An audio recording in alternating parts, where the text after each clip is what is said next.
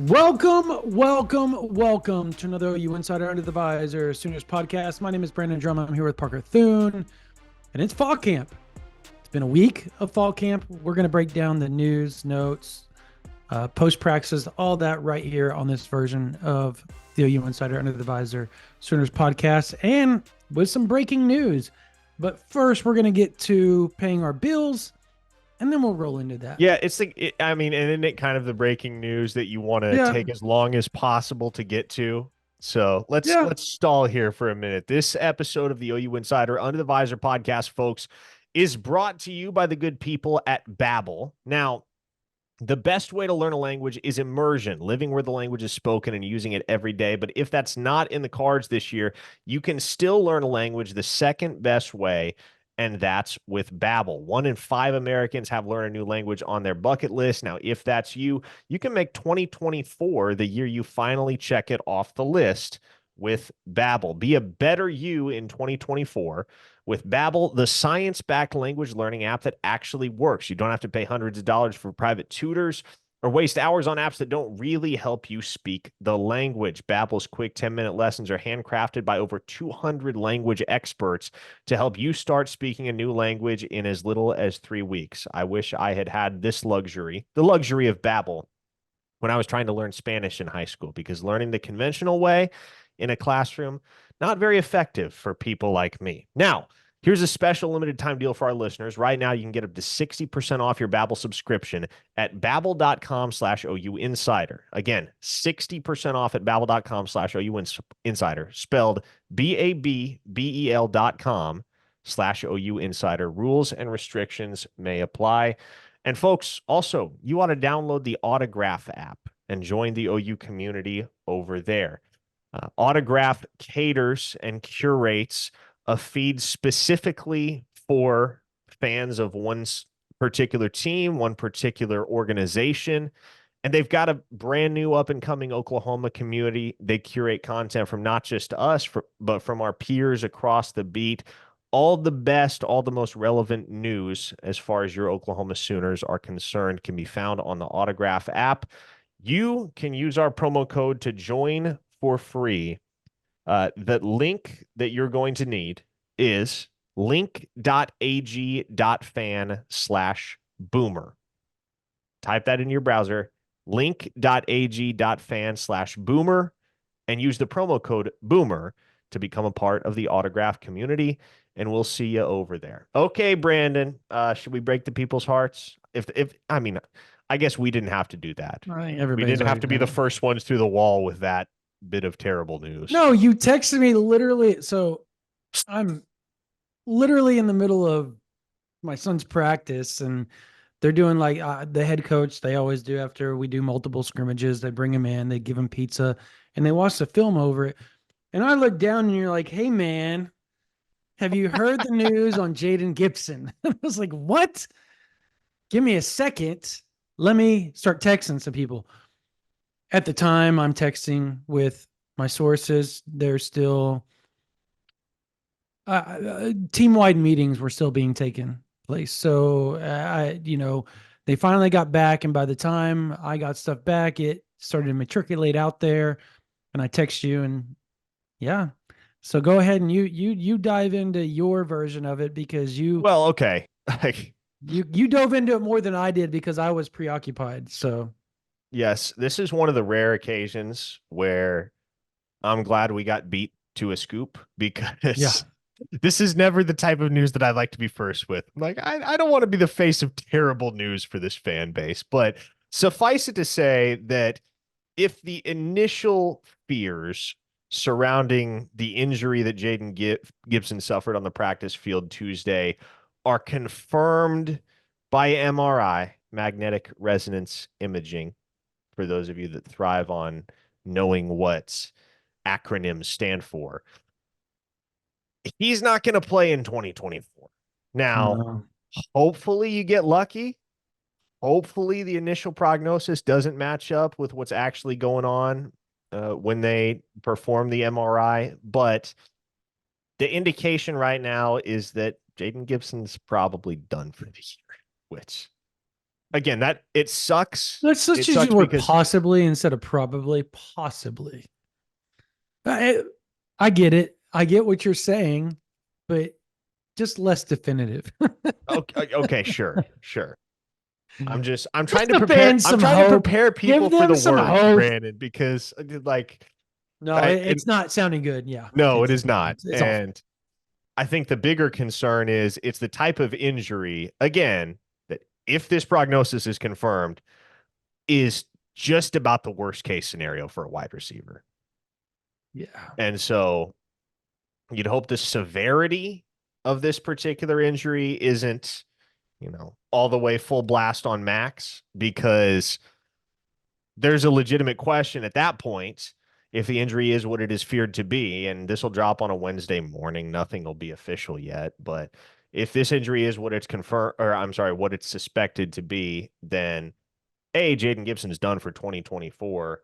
And B, it's a real question as to whether he's ever going to be the same guy as he was Oh pre-injury. Lord, Because dude. yeah, and I know, like, it sucks I to be having that know, but conversation, but like yeah, knee injuries in general can be tough to get past for wide receivers, and especially especially straight line guys like him. exactly, and especially again, I'm trying to be vague here because we're only allowed by law to share certain details. We can't just come out and say, "Oh yeah, this is what it's rumored, suspected to be," but this is the type of injury, Brandon, that like it wouldn't shock you if this completely sidetracked a wide receiver's career, unfortunately. And Jaden Gibson is going to, I mean, Lord knows he's a great kid. Uh, Ever since he had some struggles, he had some things that he had to get past as a freshman. He had to grow up when he got to Oklahoma, Mm-hmm. and he did. And from the latter half of his freshman year on, man, he has just been a model citizen. He's been a leader. He's been an outstanding representative for the program in front of the media. And you'd fully expect that he's going to attack the rehab, however lengthy it ends up being, with a sense of fervor and a sense of desire to get back to 100%, get back to the guy that he was before he suffered this injury. And I mean, look, I don't know what the future holds, but I will say this. If there is a silver lining to be found here, Brandon, it is that the wide receiver room is very, very deep. Yes, you would much rather have Jaden Gibson in the rotation than not have him potentially at all in 2024. Right. But if the worst case scenario comes to fruition and he is sidelined for the entirety of 2024, you're going to have other options, other guys that you can plug in his place. And this makes me wonder, Brandon, because I think the first thing you have to do when a guy like this suffers an injury, you have to look for dudes that kind of fit his same phenotype, if you will. And one guy that we've heard buzz off and on for over the course of his first 2 years in an Oklahoma uniform, but that never seems to get mentioned at the top of the rotation. But he's pretty physically similar to Jaden Gibson in many ways. JJ Hester, he only has one career catch in an Oklahoma uniform Mm-hmm. because he's battled injuries himself. But I wonder if Jaden Gibson's absence creates more of a window for JJ Hester to potentially get some snaps in this offense. And then the other guy you have to look at naturally is Ivan Carrion, who the word is he's been really, Mm-hmm. really good so far in fall camp. So with Hester, they play the same position. I can confirm that one. Seen it with my own Wide eyes. receiver, yes. Well, you know I'm exactly just what messing I'm with talking. Yeah, no, they play the same position at wide receiver. Um, yeah, when I got to witness it a couple, probably 3 weeks ago or so, whenever we were doing the training session stuff, and he was, but Hester looked good, like he looked good, like, and I asked him, I said, man, how hard has it been for you to get back to this point that you're at right now? Like you're able to play, you're able to run, you're able to cut and do the things that for 2 years, it felt like if it wasn't one foot, it was the other foot with him. Like, and it just kept happening over and over and over. And he said, I'm finally right. Like, I'm not having to lean on one foot or one leg or the other. Like, everything is good. Like, I feel like I'm finally, he called it tuned up Mm. and ready to roll. So, and he's fast, he's big, he's strong, he's much thicker than I ever remember JJ Hester being. And the funny thing about JJ Hester is that he could have been an All American safety. Like, he was that good at safety coming out of high school, just an absolute freak. So, he's got some physicality in him. He's going to be able to do those things. It's just the thing about Jaden Gibson that made Jaden Gibson is that much like Nick Anderson, whenever he made a play, it was always big in the moment, right? Like it just felt like a big moment play with Jaden Gibson. And that knack of making those type of big plays and kind of bailing out your quarterback or making the play that needs to be made for your quarterback, that's not it is a talent thing, right? It is, but it's good. God's given you a gift of just being able to play in the moment and be bigger than the moment half the time. And that I think is where you look at with Jaden Gibson and like, damn, can that be replaced? Right? Like that's where the question of being replaced. You have that in Nick Anderson. You've got that in Deion Burks. You felt like you had that threefold when you had Jaden Gibson in there. That's not a given anymore. And then you had Mr. kind of do everything and Jalil Farouk, right? He does Yeah. everything really well. Um, It's scary. You're gonna have to lean on Ivan Karen. You're gonna have to lean on JJ Hester if you want somebody to have that same, as you call it, phenotype, that same Yeah. long, rangy body type that can go up and get it. Or you need to find somebody that's in between. What about a Zion Kearney, right? What Sure. about somebody that's like that 6'2", 6'3" range that can do both? Kind of like I'm not saying Zion Kearney's CD Lamb. I'm saying they have the same similar body type, right? Yeah. They're middle of the pack body type, right? They're not small, they're not tall. They're just middle of the road. And you gotta wonder. I guess Jalil Farouk falls in that category. Who else falls in that category that like is on the roster that you feel like is like that 6'1", 6'2", 6'3" range that you feel can go and make a play for you outside of Zion Kearney? Who Yeah. else? Well, I mean, the guys with size are the ones you mentioned: Kearney, Carione, JJ Hester. Um, That's it, right? Everybody. Yeah, I mean, is there anybody I'm looking past offhand? I don't think so. I mean, No. Andrell Anthony and Nick Anderson, I sure, but guess they're already Andrew can cemented at be that that guy. top of the depth chart. But they're already up there. Yeah. Yeah. So, man, I will say this. I would hope, for people like us in the media, we certainly root for individuals because Oh, you root over for the Jaden yeah, Gibson. yeah, over the Oh, years, you build relationships with these guys, covering them all through high school and ultimately in college, and there are individuals that you just can't help but root for, and Jaden Gibson is one of those guys. And so I would hope that regardless of how severe this injury is, regardless of how long it takes him to shake back and get back into playing shape, that this ends up being a really cool redemption story for yes. him because he showed such promise last year and on only 14 catches too. Right. Like And they were always big you plays felt those every 14 time. catches though. You Yes. felt those 14 catches. Every single time the ball came his way, it felt like something big happened. And so uh, it's really, really going to suck to not have him in the fold and in the rotation if he is indeed done for the year in 2024. But I tend to believe that a guy with his level of intensity and focus and desire to be great is going to attack this rehab and is going to do everything that he can to make sure he stays on track. He's going to be diligent with it. And ultimately, we're going to see a reinvigorated Jaden Gibson whenever the time comes for him to step back onto the field. I have to say, like, remember when you remember like when Jaden Gibson, Oklahoma flipped him from Florida, right? And you remember the Florida fans and the media were like, well, he wasn't that big of a deal. Like, and you talk to OU source and like, no, this cat's got a chance to be downright special. And then you Yeah. talk to people in Florida that know him. They're like, yeah, he has some maturity issues, And that's but all it was. That was he the only has a chance to be apprehension. special.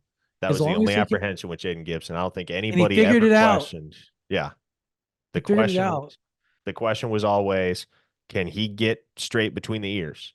Yeah. And to be fair, like that was even after he got on the field at Oklahoma a little bit as a freshman, that was a real concern of ours. That was a real concern of everybody's because Remember he the was a first loose time he touched cannon the for a ball? while.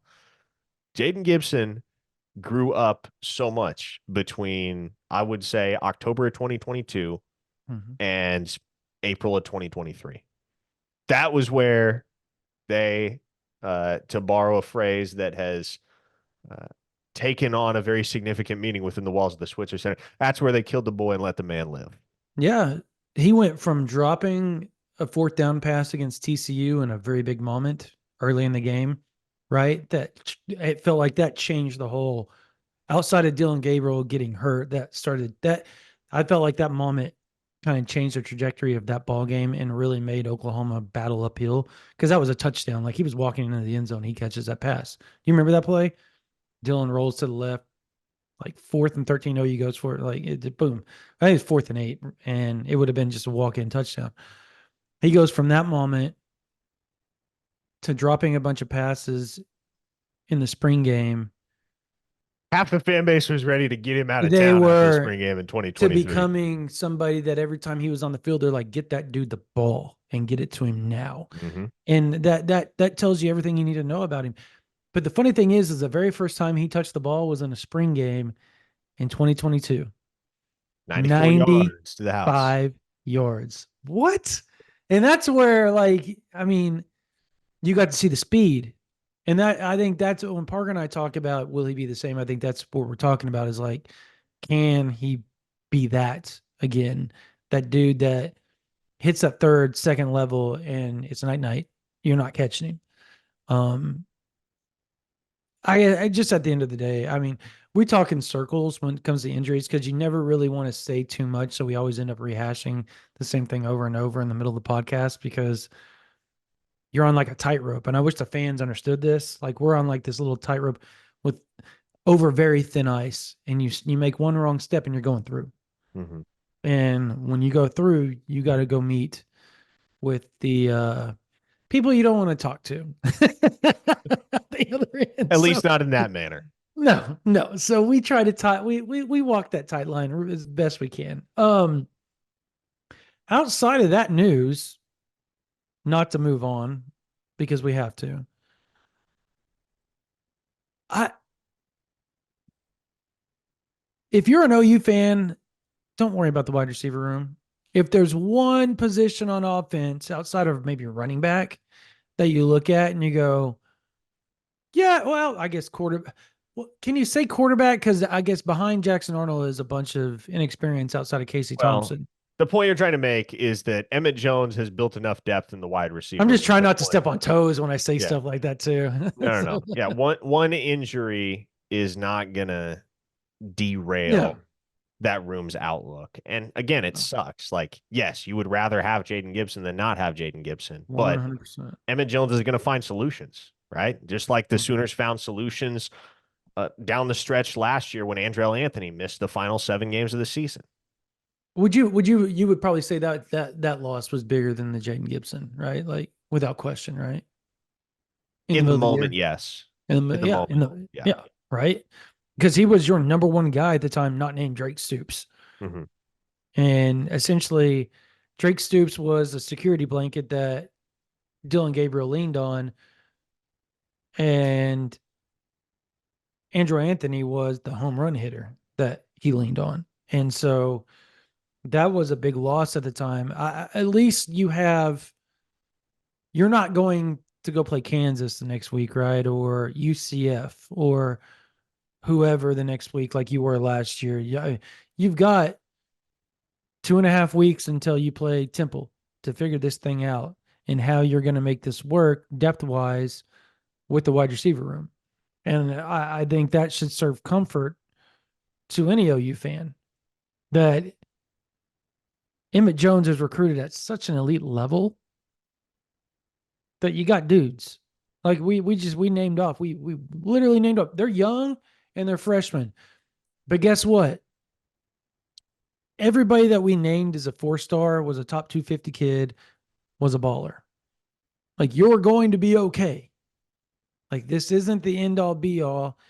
It's just super, super unfortunate. And it's not, if you could rewind and do it over again, you would try to find something else to happen except for that if you're BV in Oklahoma, because you don't want one of your more talented, better weapons to get hurt. But yeah, it is what it is. Um, how about Javante Barnes, man? Like, we've talked about it. It's one of those, you got to see it because everybody kind of lives in 2023 as far as what they saw, Yeah. because there's that gap between 22 and now, right? And that was 23. And what happened in 23 was a player that OU fans didn't even recognize, right? And but you hear like he's on the come up. And then when you talk to him during post practice with player session, you feel it, right? You feel the confidence. If you were going to do bold predictions right now, how many yards do you think he has at the end of the year? Like, just bold prediction it, knowing that Gavin Sawchuk is always at this juncture going to be the one, as long as he's healthy. 550. I'll say he has 550 And that yards. would be a hell of a year. I think so. Yeah. Like, you feel like Sawchuk's probably going to get 1,000 yards, right? Like, you feel that. I You would do. think. I do. Yeah, and Um, I'd say Javante Barnes is probably a safe bet to land in that 400 to 600 range. And frankly, Taylor Tatum might have the same potential, as could Caleb Hicks. There's a lot to be determined in that dude, running if they back have room. three But guys that if, have that yeah, type of numbers, well, if Javante Barnes is RB2, that's kind of my presumption with that prediction is that he is RB2. I think whoever is RB2 probably winds up with 400 to 600 rushing yards. that's Historically speaking, that's a pretty adequate ballpark. right. And right, 12 game season plus bowl game. Yeah, that makes sense. 13 at minimum. If you play all through 13 games. Yeah. I think that's a good ballpark for the number. And I don't think that your bold prediction, and I asked for a bold prediction, but I think that was like hit on the nail on the head type prediction. But the point is that I think you're going to see a resemblance of 2022 Javante to an extent. I think Yeah. he's going to have to work himself into that as the season goes on. But I think you're going to see that version of him at some point. And I think you're closer to it than I think you're closer to seeing it than you are not seeing, if that makes sense. So I like that. I think the one thing that probably happens more than anything with the injury of Jaden Gibson is that I think Bauer Sharp becomes a bigger player in this than probably originally was expected. Yeah. Well, and I already don't know. And I mentioned this the other day. I can't remember if it was on the radio or on live stream or what it was, but Bauer Sharp, I think we all expect him to be the starting tight end at Mm-hmm. Oklahoma in 2024. But I don't know if he's getting talked about enough as far as what he can garner production wise in this offense, because there's going to have to be so much attention paid to Nick Anderson on one side and Deion Burks on the other side. Right. And so that opens up the middle of the field tremendously for a guy like Bauer Sharp to just eat in the short and intermediate game because Yeah, of the attention that Burks and Anderson are both going to command.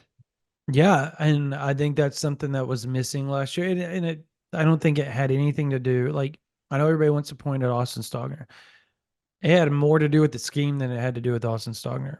Austin Stogner somehow was more than adequate, better than adequate when the previous person was calling the plays. Yeah. Well, Somehow, some way, he just couldn't. He wasn't as fast, and I think no, he that was struggling to separate. yeah, That's I think that's a given. But I think you can still struggle to separate a little bit if you're being used as a possession guy across the middle and zone situations. You don't really have to separate; you just got to find the zone, and that just wasn't something that was used adequately last year. And I think you'll see that particularly because Joe John Finley and Seth Luttrell are tight end guys by trade. So I think you'll see that they understand how to use it, right? They understand how to scheme for the tight end. And I think um I will say that Bauer Sharp fits more of a Braden Willis mold than Oh an yeah. Austin Stogner mold by far. So I think Levy would have been able to use him how he used Braden Willis, but it's still not the way that if you're going to open up downfield constantly, you need somebody to occupy the safeties. And that is what a good middle of the field target possession guy that can break some tackles, that can do some things like a Bauer Sharp can really do for the outside wide receivers. So I think he's going to be used and used a lot in a multitude of ways. I want to see him throw the ball. I want to see something. I was watching a play the other day. I don't know how it popped up on my YouTube feed, Parker, but it was like Keith Jackson running a reverse against Nebraska. And it was Yeah. right after he scored on like a long, the 1985.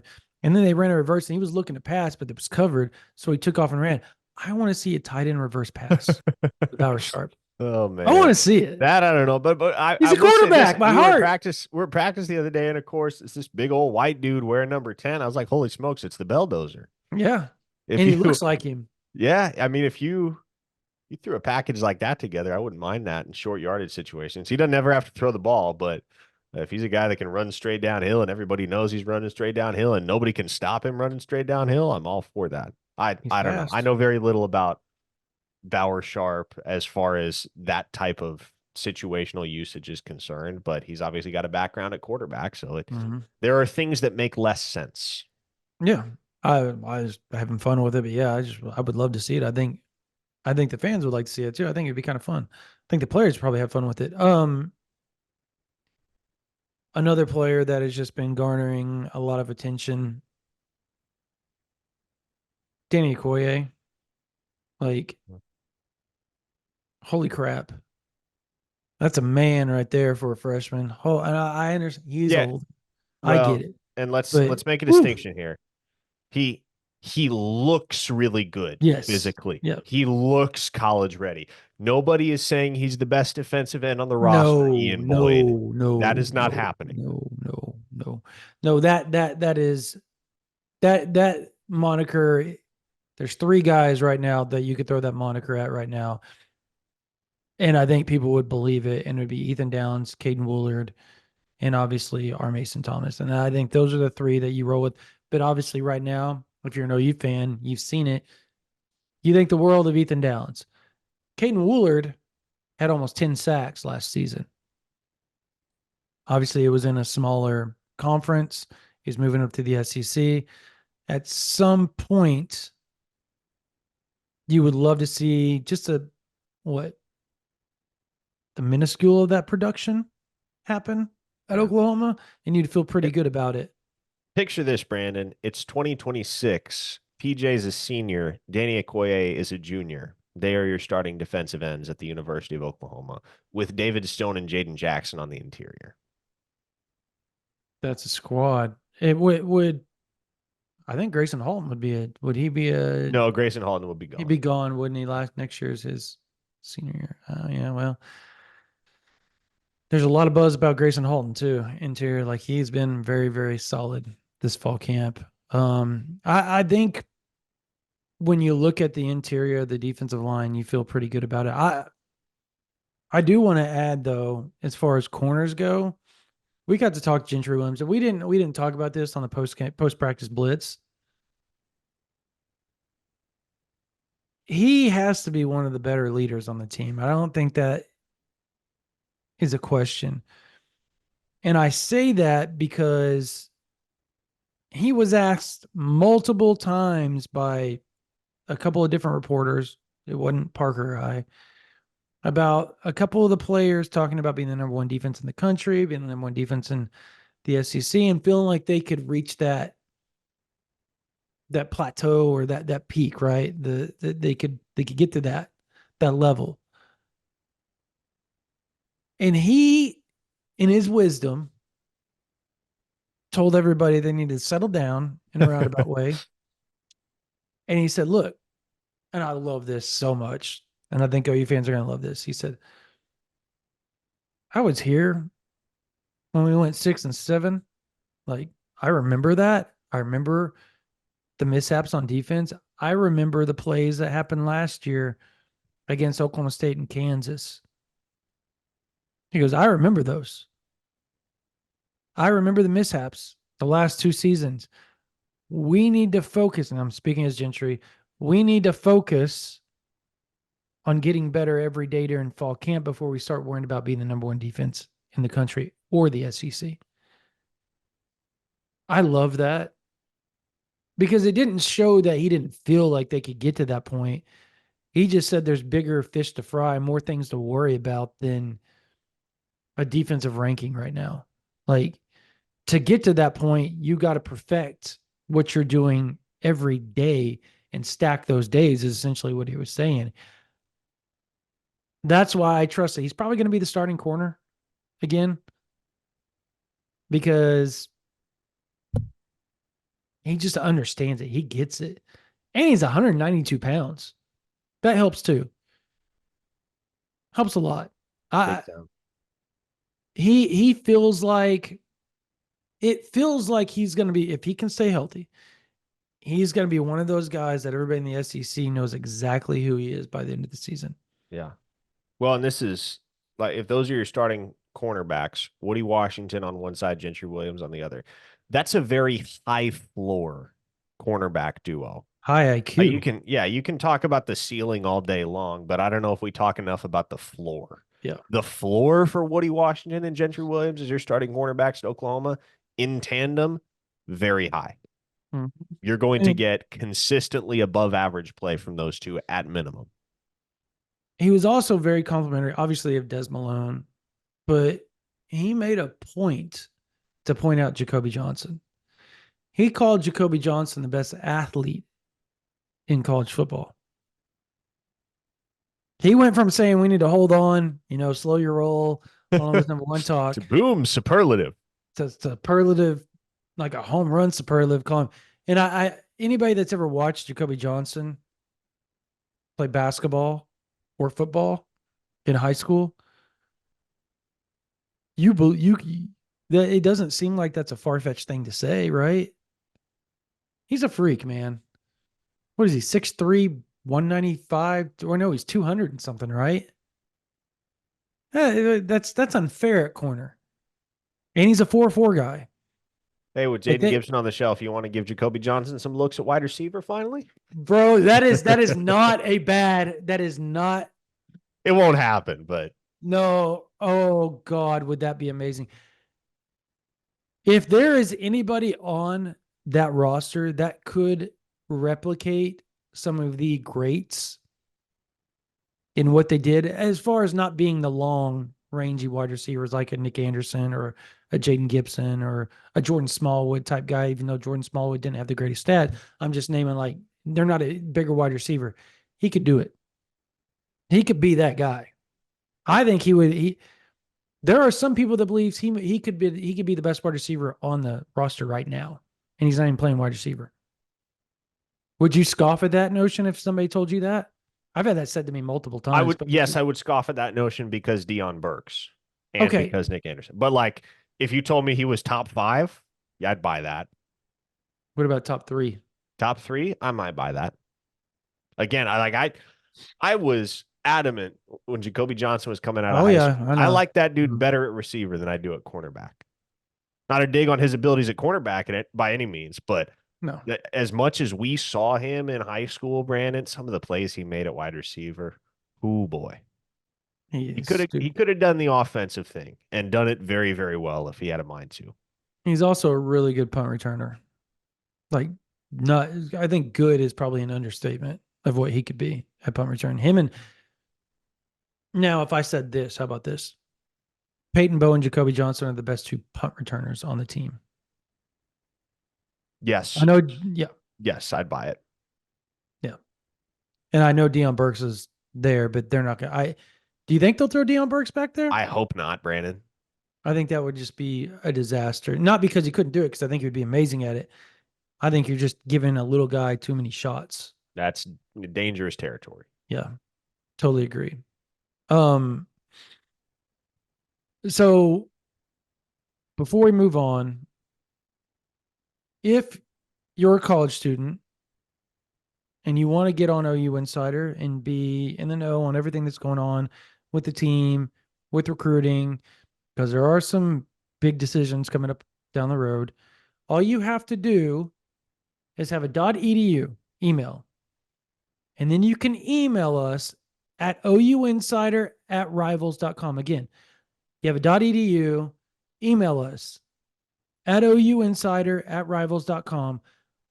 We will give you a promo code that you go when you sign up to get OU Insider for 1 whole year. 1 year.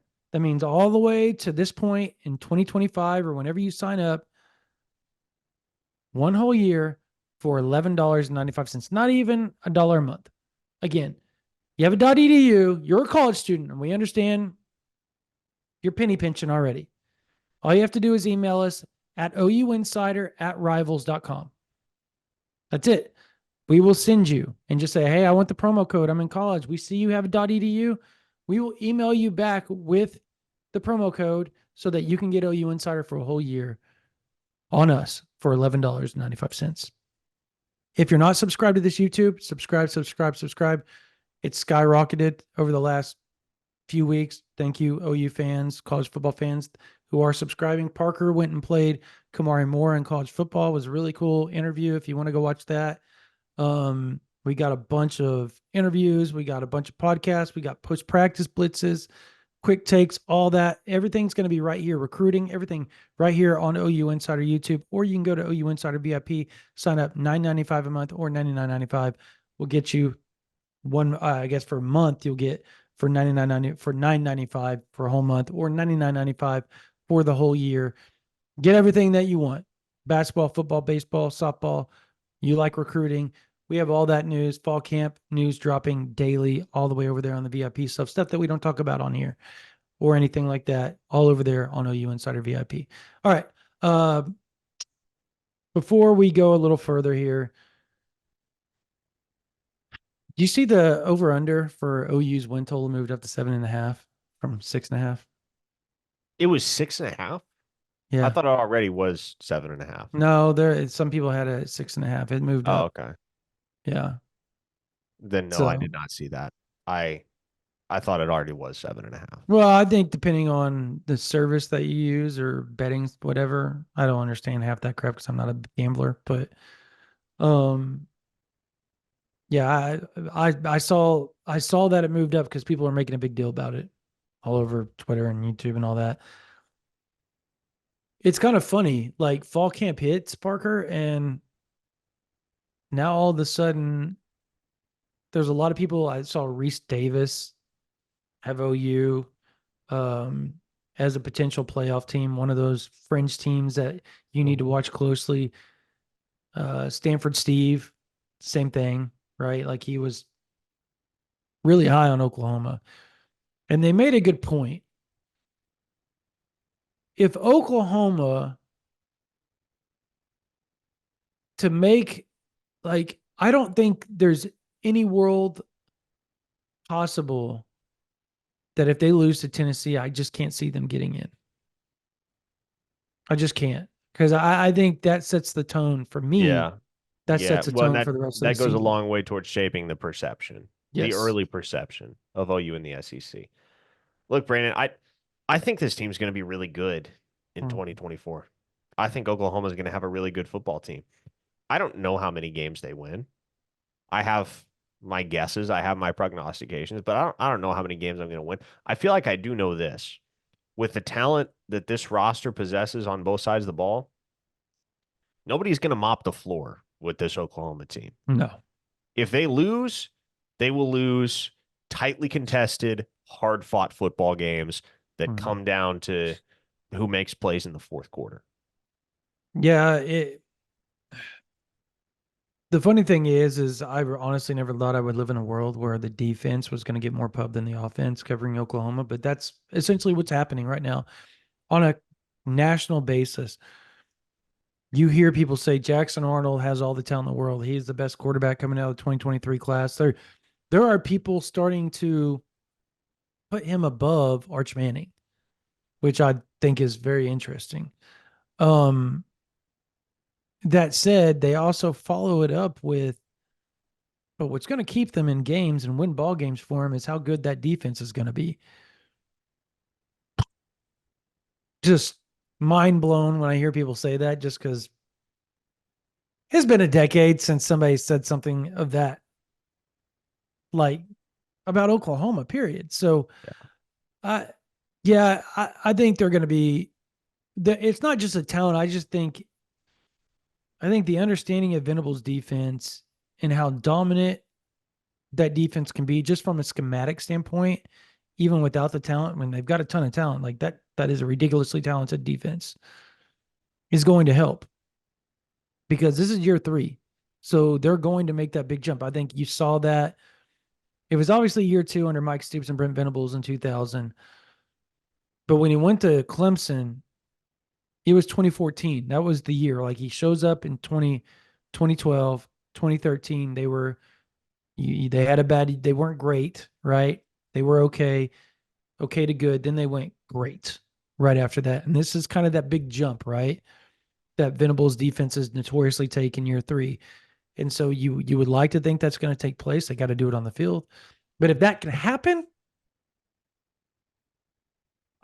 I because I'm always going to trust Bill Beanbo, I just think this team is going to be far better. And we talked about it. You have them 10-2. I have them 9-3. I'm half tempted to give them a win that I didn't give them, and that would be the Auburn. Like Oh if I'm going to boy, give, we got you drinking the fall camp Kool-Aid, no, no, no, Brandon. no, no, no, no, no. I'm not there yet. I'm not there yet. Um, but if I was going to flip, like I think it was interesting. You had OU losing at Ole Miss and at LSU, right? No, at Ole Miss and at Auburn. At Auburn, that's right. At Ole Miss. If you were going to flip one of those losses, I had at Ole Miss, at LSU, at Auburn as losses. Could be the Auburn game, right? Enjoying this episode of the Under the Visor podcast? There's plenty more exclusive content, including team and recruiting intel from the market's top insiders, when you become a subscriber. Head to OUinsider.com to get started today and join the vibrant online community of Sooner fans on the Rivals Network. It'll only cost you a few bucks a month, and take my word for it, we'll make it worth your while. Yeah.